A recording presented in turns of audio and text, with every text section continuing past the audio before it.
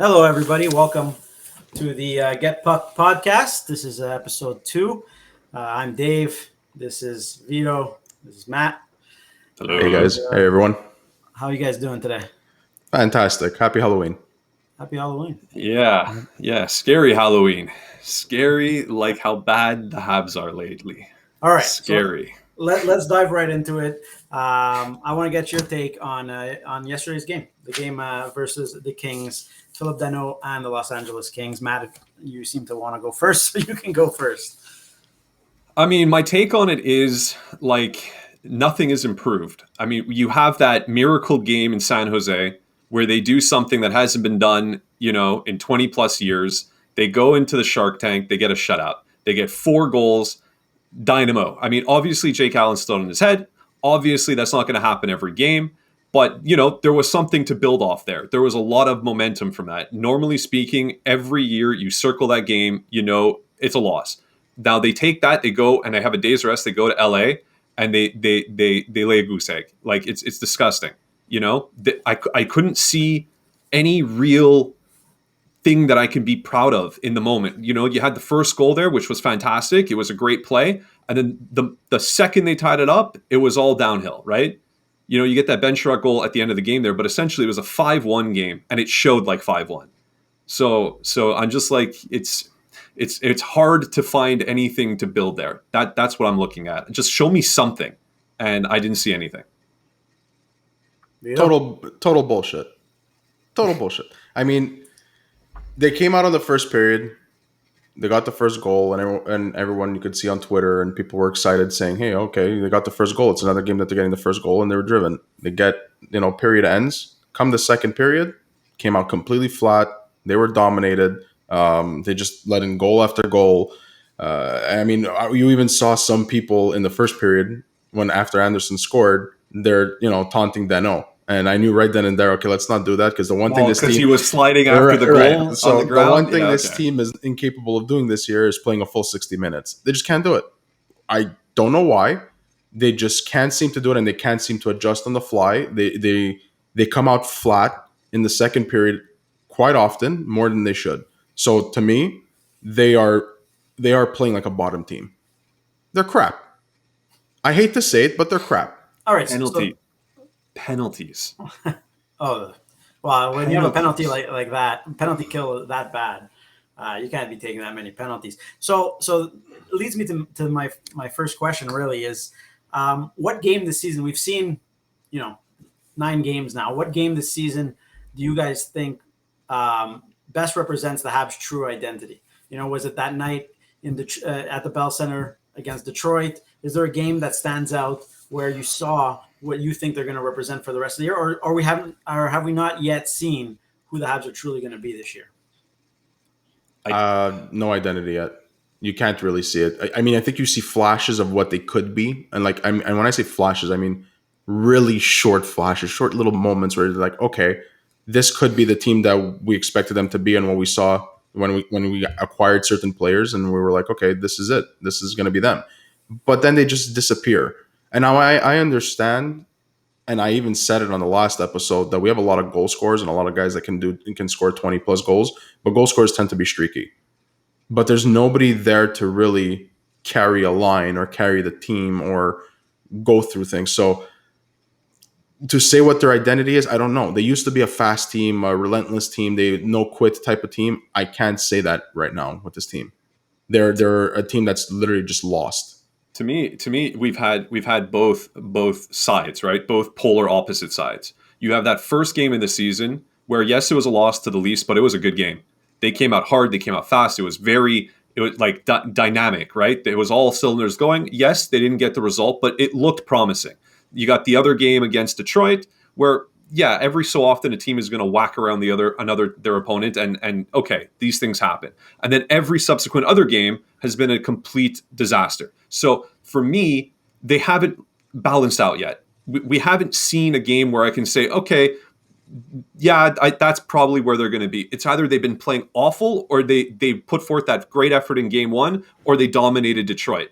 So I haven't seen the game yet where I can say that's the Habs today. Not yet. All They're right. pretty much still looking for them for themselves. They're looking to see who they are, and they don't know who they are. They the team we know as fans and people who are watching, we know they're not the team that went to the Stanley Cup Finals. There's just too many players missing from then. But I don't believe they're as bad as they're showing. Mhm. But then again, maybe they are.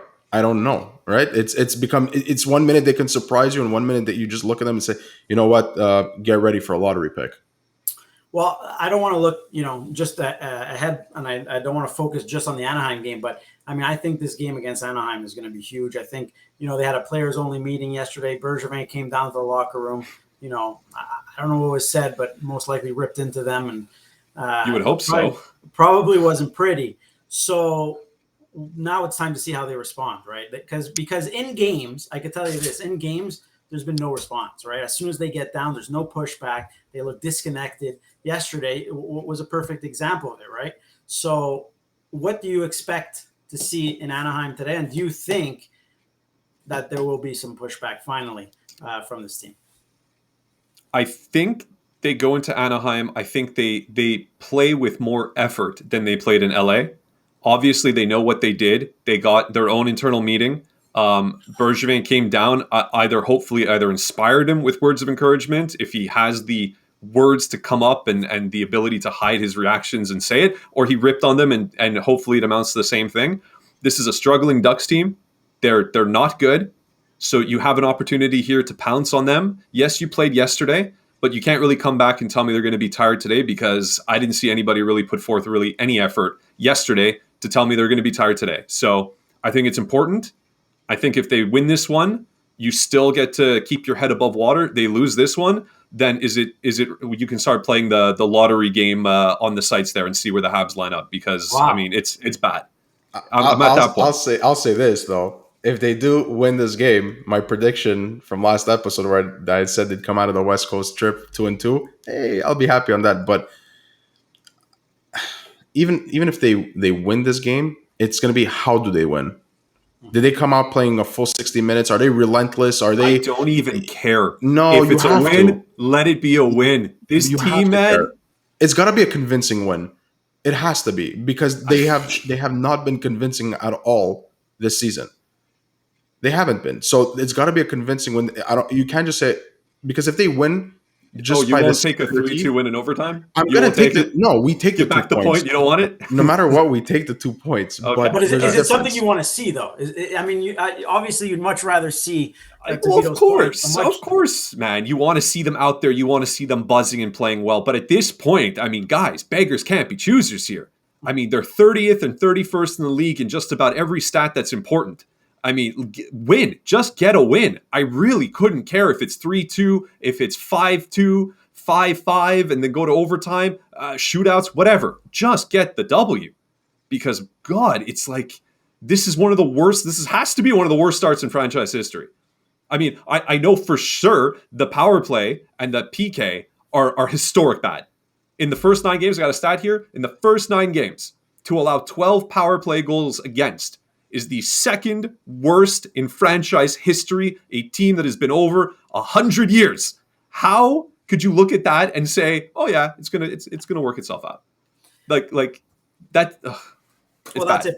Performance-wise, on a game-to-game basis, this is as bad as I've ever seen them. Really, in my horrible. In my lifetime. Start, right? I mean, it's just there's no identity. There's nothing to make you believe that they're going to snap out of this on a game-to-game basis. And what sucks is you have guys who you usually rely on, like Jeff Petrie, who's just struggling almightily. And I want to get your thoughts on this as well. Like, what do you guys think of Jeff Petrie's game, and is this what Jeff Petrie you can expect from Jeff Petrie going forward, or what would you guys do to get Jeff Petrie going? Because to me, this is not the Jeff Petrie you're going to rely on all year. He needs Edmondson. You see it. Like, he needs that guy to just make him feel a little more, there's somebody there. There's that stability. He needs it. At the same time, I'm questioning it was, like in previous years when Shea Weber would get hurt and Jeff Petrie, he actually played better. He'd elevate his game. You'd be like, I almost looked at him and I would think, okay, so he knows Weber's going to come back at some point, or at least, except for that one season. So he knew it was a temporary thing. But now he knows he's the guy. He's the guy in the back end. And I don't know if that's weighing on him, but if you see him on the power play too, he's not really using his wingers. And that's Montreal's strength in the season. So that's my joke. I was going to say, the power play, Jeff Petrie. I don't know who this guy is. I mean, yes, he's struggling during the game, but frankly, everybody is. But on the power play, you would expect him to shine like he has in the past several seasons. There's something about how, I don't know, like you said, he's filling in for Shea Weber. Now it's more of a permanent thing. Maybe the pressure being the number one defenseman on the team. Maybe he feels he has to replace and embody Shea Weber so much so that every time he gets the puck on the blue line, he's got to take the Shea Weber slapper, right? Because this guy, I don't know if Caufield spit in his coffee and he's super pissed at him. Caufield could be open by an entire highway length. He doesn't pass to him. I don't understand. Okay, that's an issue, but you can see there's people who have taken screenshots. His real issue is he's trying to shoot through people. You see, and his own players too, his own teammates. If you ever look at a screenshot of a power play, you see him winding up and there's about 3-4 players in front of him. Which I get. Screen the goalie, have people there, have traffic in front of the net. I understand. But there's something about the power play with Shea Weber on here, being on the number one power play. It was always pounce, bounce, bounce, get to Shea with the slapper. Now, that was it. Everybody knew it, but Shea had the tool. He had the Ovechkin-type slap shot that it was doable. That kind of worked. Jeff Petrie has an amazing slap shot, but he doesn't have a Shea Weber slap shot. And he is more mobile than Shea Weber. Why not use it? And frankly, I don't think he should be on the number one power play. You got to swap him out, man. Okay, you got to swap him out. Would you put Alexander Romanov on that power play? I'd put you on that power play instead of Jeff Petrie at this point. I think there's a real, there's a spot there for Alexander Romanov. I've liked what I've seen from him recently. You saw that shot in San Jose. So I think there's a spot for him to get a little bit more time on that power play to get to just get something going. I think Vito, you were saying, I didn't want to interrupt you. I'm sorry. No, I was interrupting you, but either way, I think we're going too far with Jeff Petrie. The whole team is not playing well. You know what I mean? Like it's not just on Jeff Petrie. It's the whole team. Leaders are supposed to elevate. Jeff Petrie is a leader on this team. He is the number one defenseman on this team. Forgive me, Shea Weber. He's my captain. I love the guy, but he is not coming back. Matt, he's the number one, but he shouldn't be. He shouldn't be. And that's the thing. Frankly, he's played like a number one, dude. He's played like a number one the past 2-3 seasons. Should he be playing better than what he's playing now? Yes, absolutely. But he is not a number one defenseman. And at the same time, for the last 2 years, people have been saying Jeff Petrie's aging like a fine wine. He's one of those guys that's getting better and better. Oh, he got old overnight? He's one of those guys? I'm not making fun. I'm not saying he got old overnight, but who knows? Is he playing with an injury? Right now, everybody's confidence is low. Everybody. You could see it.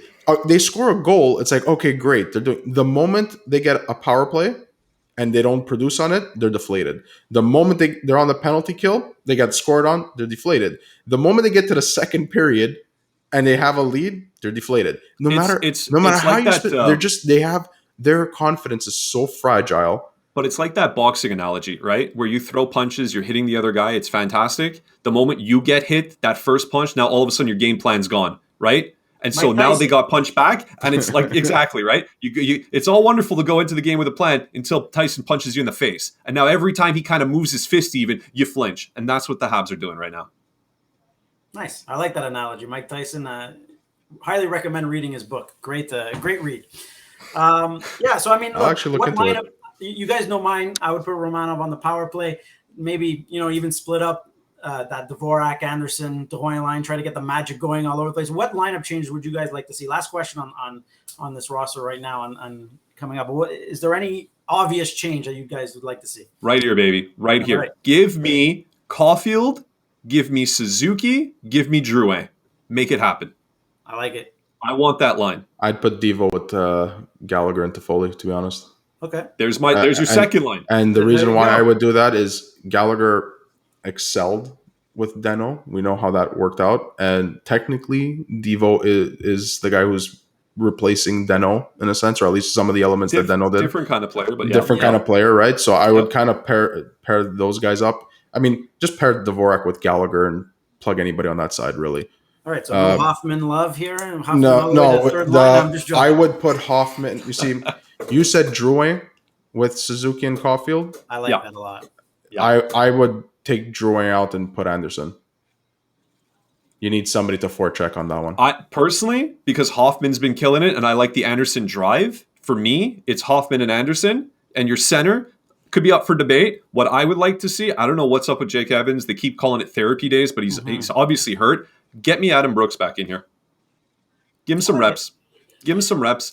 Perreault, God love him with his hat trick in Montreal. I thought it was beautiful. He is not, if he is your third line center on this team, you have big problems. You have big so problems. I don't want to see him at the 3C. I also don't want to see Cedric Paquette around too much longer either. I'm sorry. But I'd like to see Perreault as your 4C. If Evans is hurt, I want to see Brooks in 3. And when Evans comes back, I want to see Brooks and Evans switch. Depending how Brooks is doing. Maybe he finds lightning in a bottle and you keep that line. I'm cool with that too. If you're counting on Brooks to be your 3C, I watched him a lot with the Leafs last year. He's a fourth line center. You're still in trouble. If he's your 3C, well, listen, Evans should be the third line center based on who we have, not based on another team or whatnot. But Evans, in an ideal world, Evans is 4C potential. He has has 3C potential, but he can't stay healthy. That's another story. He can't stay healthy. Yeah. So, and you know what? His contract is digestible enough with the extension he got that he could be a fourth line center. So I would plug what I think Montreal should do, and Marc Bergevin, is find a way to either get a bona fide 2C and Dvorak moves down, or you find a 3C and Dvorak stays as the 2C.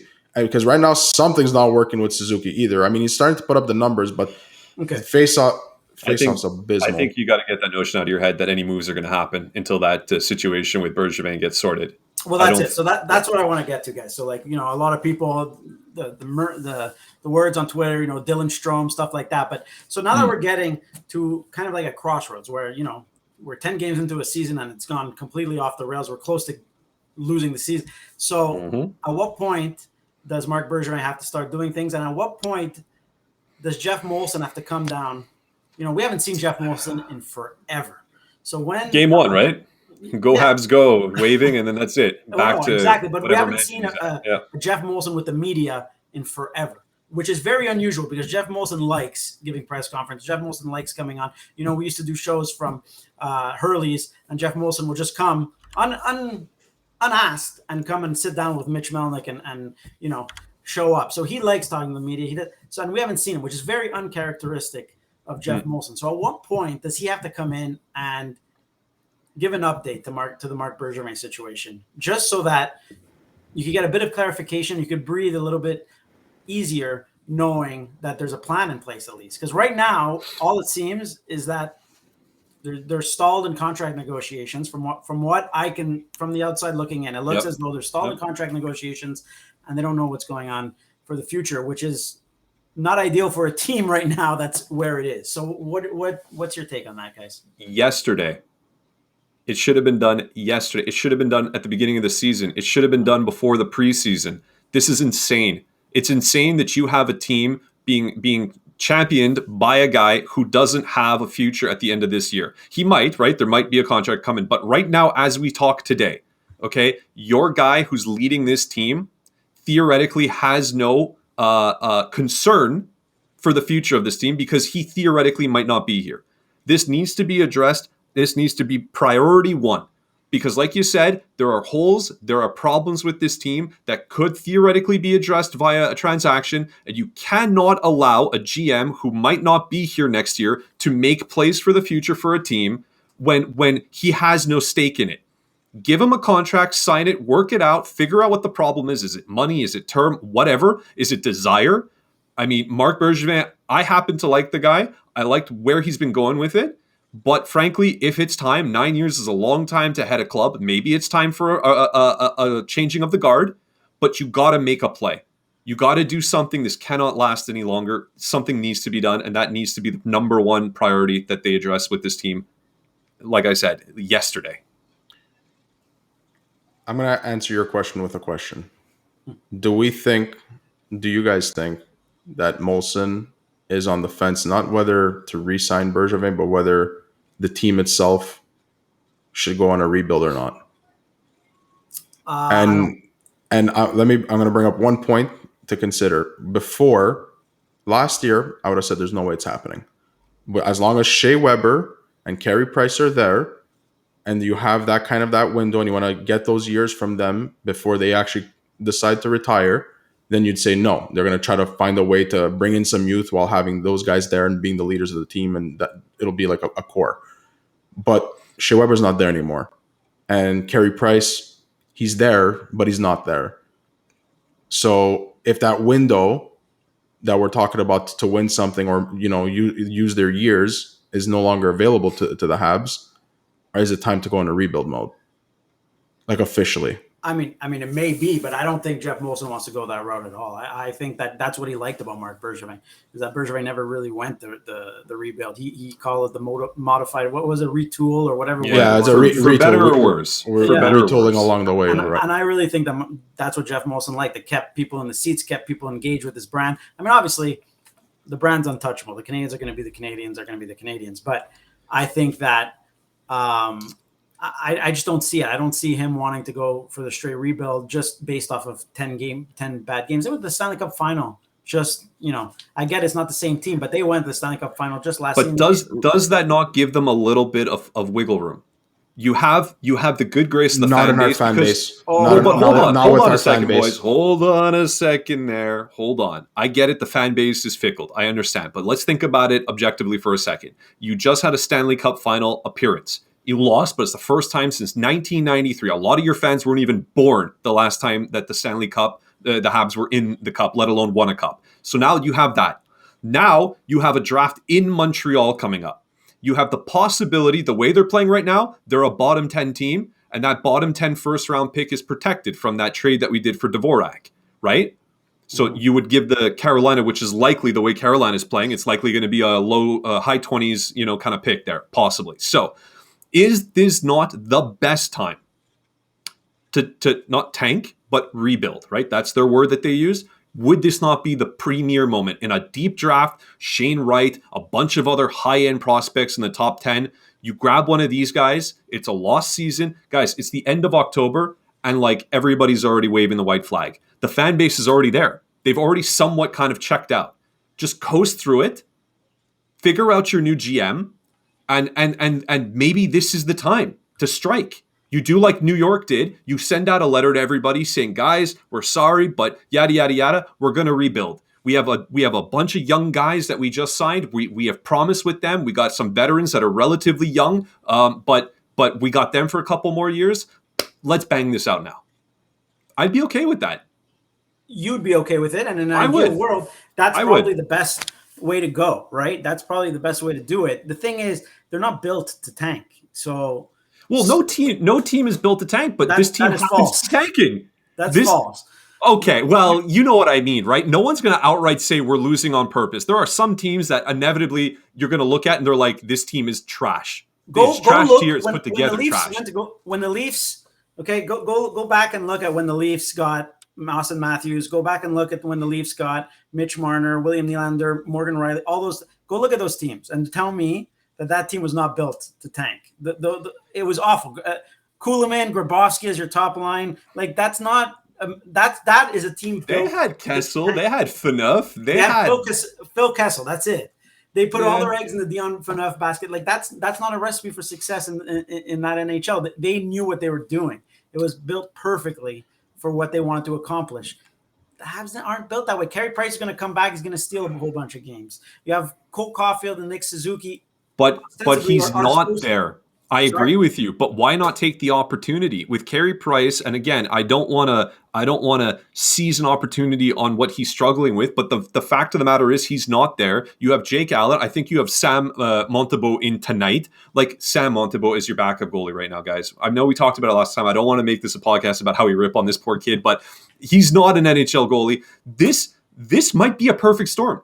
to seize it. You sit back, upper management sits there and looks and says, you know what? We can just twiddle our thumbs and say, we didn't build this team to tank, as you say, like the Leafs did. But then that goes back to maybe my we're question. here. That goes back to my question. Maybe that's why Molson's on the fence on all this, because is Marc Bergevin the guy that you want to keep to rebuild your team? But at the same time, you're saying, Molson liked that Marc Bergevin is rebuilding on the fly or retooling, as we said, and it keeps fans in the seats. The fans are not really in the seats as much as they were previous years. I mean, so there's that. I mean, they're still getting 16,000 fans, or between 16 and a full capacity, but it was unheard of a few years ago to even say that it wasn't a sold-out arena. I think COVID is still a thing, right? I think that has a lot to do with the COVID and the double vaccination. I'm telling you that right away. I mean, I think that it would be a sellout if those measures weren't in place. I think so too. The fan experience too, from all accounts, wearing a mask at all times, having security in your face as soon, like it plays a lot into it, like it or not. I think that plays. The fan experience has gone down a ton at the Bell Center. I'll tell you that. But this team needs a quarterback. At the end of the day, when we're talking about the roster, it needs a quarterback, and they need a leader. You know, our GM is supposed to be a leader. We lost a lot of leadership, and we have a GM right now, but we don't know if he's coming back. So why are we talking GM and leader though, and omitting coach? Because the coach just signed a 3-year contract, and he's not. That's why I heard that. Okay, listen to me. All right, I don't give a shit that he signed a 3-year contract, boys. That's fair. I'm sorry. That's sorry. You're not paying his check. You're not paying his check. Listen. I'm not paying his gas money. Forget his check. All right. The point is, the team has a system. You look on paper, these guys as individuals are all good players. You have 5 or 6 guys that are former 30 goal scorers. They should work. This should be working. That means, hold on a second. That means as a team playing a system, it's not working. And when you look at it that way, to me, this isn't a completely new team from last year. It has a lot of new pieces, don't get me wrong, but the foundation of it is relatively the same. All of a sudden, it's not working because Carey Price isn't there and Shea Weber's on your back end? No, I think Ducharme is putting in place 2 big pieces. I get it. But at the same time, there's nothing clicking. You can watch the effort. Forget that they might lose every game, as long as the effort and you can see the system there and they're building on something. It's like the players are trying to do something they're being told to do that's not natural to them. I think there's something wrong with the way that he's coaching the team, with the system. Okay, Matt, and I agree with you. I actually agree with you on this. Good. But I'm telling you that a trip to the Stanley Cup final plus a 3-year contract extension gets him a season at least behind the bench. And I'm not saying it's warranted, but I'm saying that's what it gets you. This is the NHL, man. This is an old boys club. This is how it works. I understand. And I understand your point, and I'm telling you that I agree with it. I'm just saying it's not going to happen. Barring a 40-game disaster, they're dead last after 40 games. And even then, he has a terrible record, by the way. If you want to embrace the rebuild, they're not going to remove him after the disaster of a 40 game if that's what their strategy is. So that's why I'm saying that I think Ducharme is here to stay, unless barring some big structural change within the organization. I think that he gets the year at least to show what he can do. That's my feeling, at least. If Marc Bergevin is gone, does that Marc Bergevin is gone, give to a better possibility of Ducharme being replaced? 100%. New guy comes in? 100%, because typically every GM wants to bring their own coach in. No, but the GM bringing a coach in is a lifeline for them, right? So usually what a GM does is they'll keep the coach until things start going wrong, and then they could pinpoint, oh yeah, I was the coach, I didn't bring my guy yet, and then they get a reset, right? So if you play that card right away, no GM. If you look back, no GM is going to play that card right away. So even with a new GM, I'm not saying it's going to bring change right away. I really thought Ducharme, being a younger guy, a modern day coach, would have brought some more pizzazz. I thought a younger guy would be more enthusiastic and energetic. I mean, frankly, I'm starting to miss Claude Julien on the bench, getting his face all red and getting all upset and cursing people. I'm not missing. I don't. You have miss to understand too. With Ducharme's still coming from the same mindset, the same hockey structure, the same. I'm not even coaching. talking hockey now. Show me some emotion. The guy looks like we won 7-0. Oh, we had a good game. We lost 7-0. Yeah, it was a really bad game. Yeah, but you What can are you also going to have do the next other game? side Oh, of the we're going spectrum to where work you real get hard. you What get didn't you Patrick. do this game? We didn't work real hard. You can also get the other side of the spectrum where you get Patrick Roy, who literally will throw sticks on the ice and just lose his shit. Hey, that's a If good we're analogy. gonna have a bad season, entertain me. That's where I come from. If it's gonna be bad, if they're gonna be, because my biggest fear, guys, the biggest fear I have for this team is they're gonna go for the next 2 months and they're gonna be like a 300 team, and it's gonna be like they're the bottom place team or 30th or 29th, and then all of a sudden in the new year they're gonna surge. And then they're going to surge a bit, and then they're going to taper off again. And all of a sudden, the Habs are going to be, and this is the worst part, the Habs first is going to be something like 15th or whatever. And bye 15th, it goes to Carolina. Not Carolina, it goes to Arizona. And what do we get left with? Carolina's first, which is likely going to be late 20s, right? The way they're playing. So, yay. I'm telling you right now, that's how this team is built. I'm telling you, you have Hoffman, you have Carey Price that's going to come back, like it or not. Because Carey Price, in an ideal world, fine. You say Carey Price just sit out the year, but these guys want to play, man. They're professionals. No, They're going to play. he'll come He's back. ready, He'll come he's back. coming back. And then you have too much depth on the wing. You're going to win games. I'm telling you, this is how. Then let them win. I'm okay with that, but then win consistently, lose consistently, or win consistently. Look at the holes. Look at the holes up that we spoke about it before the season. I don't know if you know. There's too many holes up the middle, and there's too many holes on the fence. There's an issue in. You can find a fault or a problem with the entire roster, and you know what? Somebody like Carey Price on a night-to-night basis would mask a lot of it. And one underrated thing that Carey Price brings, besides game-breaking saves, that is not happening right now that would help the defense tremendously, is his puck movement. Something Jake Allen is not capable of doing. We are not a Carey Price away from this team all of a sudden turning around and being a great team. No, we are not. But we're a Carey Price away from maybe squeezing into the playoffs. Yeah, not the way the forwards are playing, not the way the defense is playing. If you have the Carey Price of the 2015 Carey Price, final no, if you get the Carey Price even from this playoff run. Yeah, I don't think you know what I mean. Like that's Jake the thing. Allen has not been bad. He has 1 or 2 games where you can say he let in some bad goals. He is not a Carey Price. He doesn't have his finesse and his puck moving ability, but Jake Allen has been solid. Okay, he's been solid. So I don't believe you put Carey Price back there and all of a sudden, instead of being 2-8 or whatever the hell they are, 2-7, suddenly they're going to be like 4-5. Matt, not for anything. You're really in the world of hockey. His puck movement skills and what he's capable to do to help the defense out. That's huge on the back end. It's literally having a goal, an elite goalie with another scoring defenseman. Goals himself. He is not going to be the difference maker in turning this team over. References the Patrick Waugh. There you go. We get it, Matt, right? Jeez, just wear the jersey already. All right. I want to get to a new segment now that's kind of Matt's idea, but I'm kind of hijacking it. So it's all right. This segment is going to be called Get Puck, Bro, because you guys are going to be very mad at each other probably. So basically, I want to pitch you guys together PTI style, and you guys are going to argue one way or the other. Now, I don't know how you guys want to do this. Do you guys want to pick a side first, or do I just assign a side to you? How do you guys want to do this? Assign it. What did you say, Vito? Assign it. Ah, I thought you were disagreeing already. All right, fine. I'll assign it. All right, so my question is going to be for this one. Would you put Cole Caufield down to the AHL with the Laval Rocket? That's my question, all right?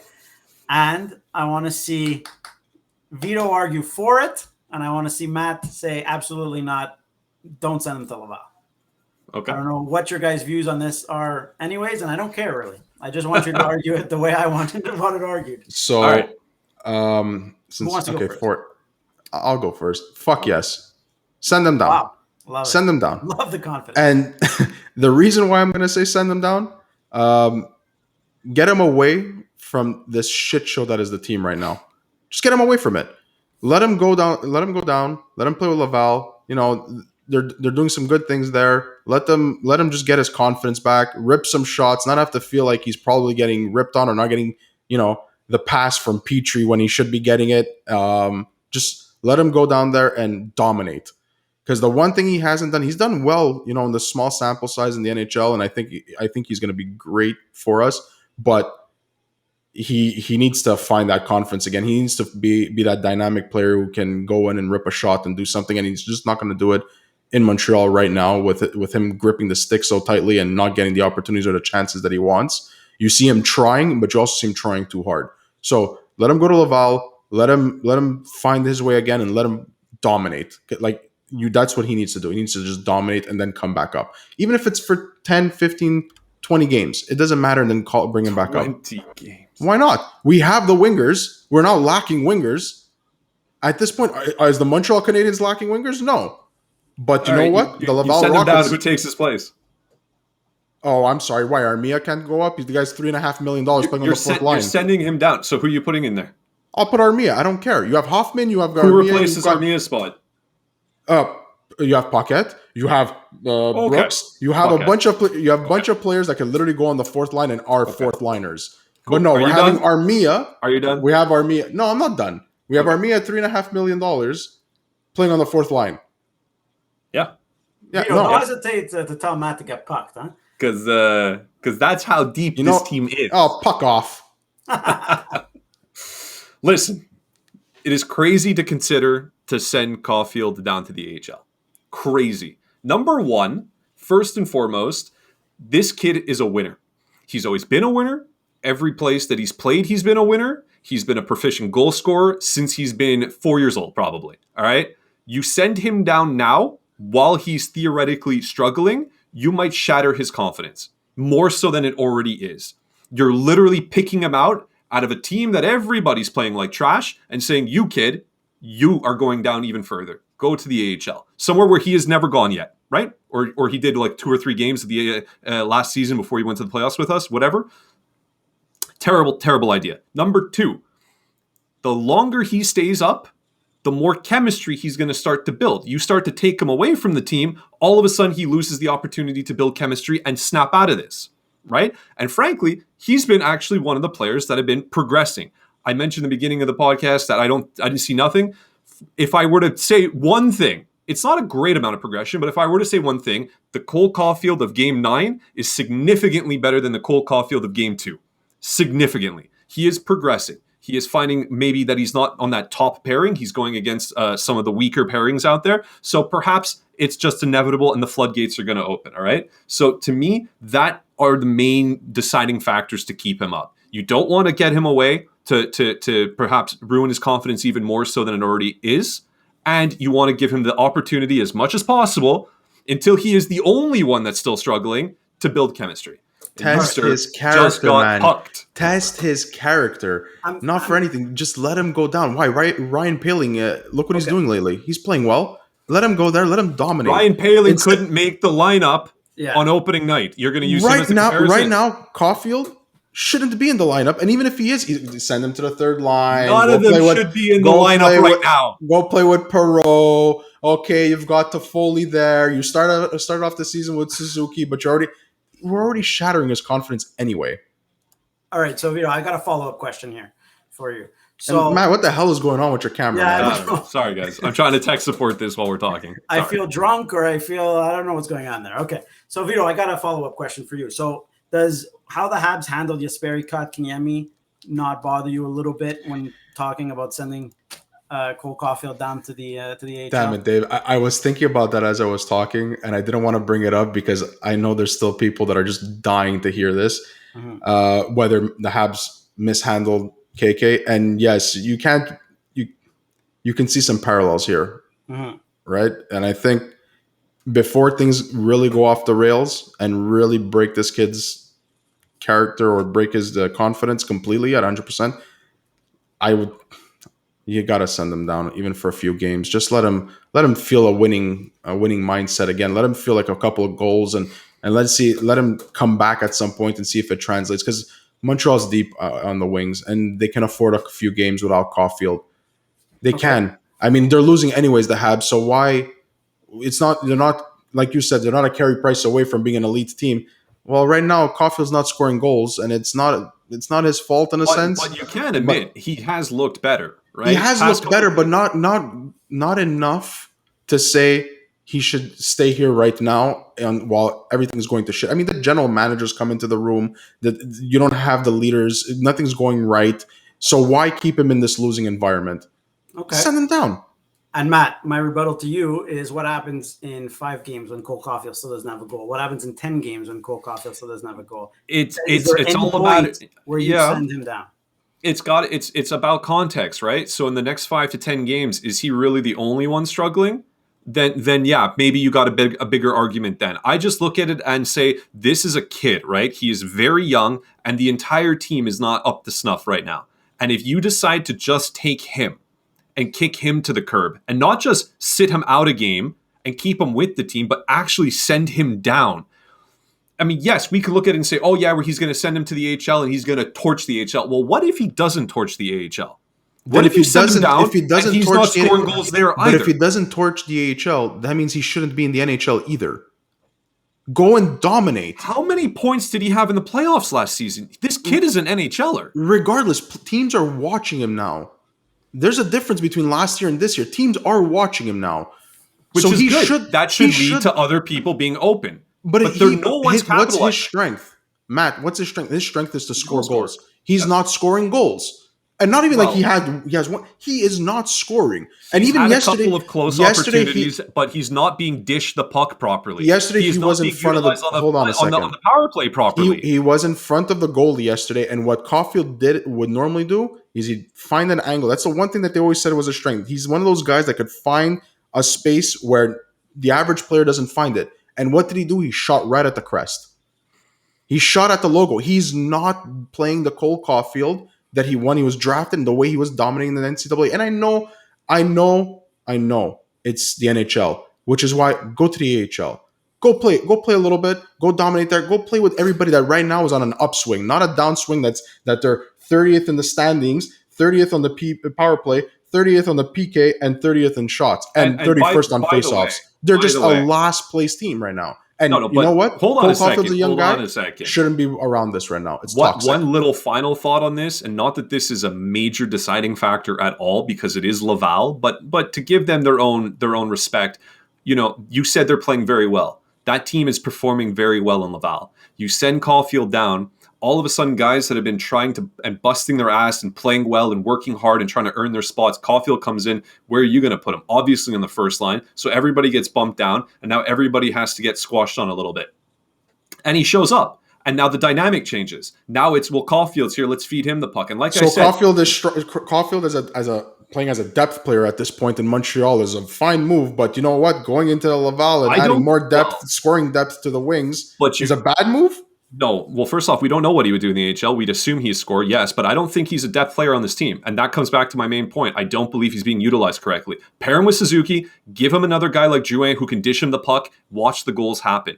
You cannot have Cole Caufield playing with Matthew Perreault or Cedric Paquette. You can't have Matthew Perreault or shouldn't have Matthew Perreault as your third line center to begin with. But this is the reality we live in, so why expose him to that shit? Send him down and let him go play. And if he goes to the AHL and goes to Laval and all of a sudden he's got 5 goals in 7 games or 8 games, and you're like, okay, you know what? He's got some confidence. He's scoring some goals. He's doing what he's supposed to do. Come back.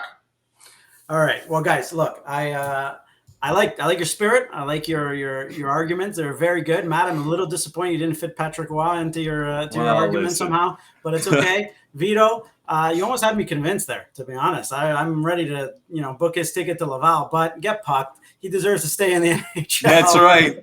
That's right. So I'm the one who got pucked on this shit. That's you right. got pucked, bro, on this one. But I do appreciate it, man. You made some very strong points. Either way, both of you guys, good, well done. It was a pleasure speaking to you. But I mean, it's Halloween. We gotta roll here. I'm sure we all have. You gotta go wear your costume. That's some trick or treating. Relive your youth a little bit. Exactly. If you wear a mask, they don't know how old you are. Well, right now, I'll tell you, spoiler, my costume is a Habs jersey with a brown paper bag on my head, because that's the way the team's been playing lately. And it breaks my heart, and I hope it turns around. But, we'll see, right? Today against the Ducks, if they lose this game, guys, I don't know. I really don't have any answers. If they lose this game, well, they should send Caufield down to Laval. It'll just make the next episode that much more intriguing of the Get Puck podcast. So thank you guys. Thanks for taking the time. Thank you. And we will see you all. Don't forget to comment, like, subscribe, do everything you guys got to do. And we'll catch you on the next episode. Thanks for watching. Awesome. See you later, guys.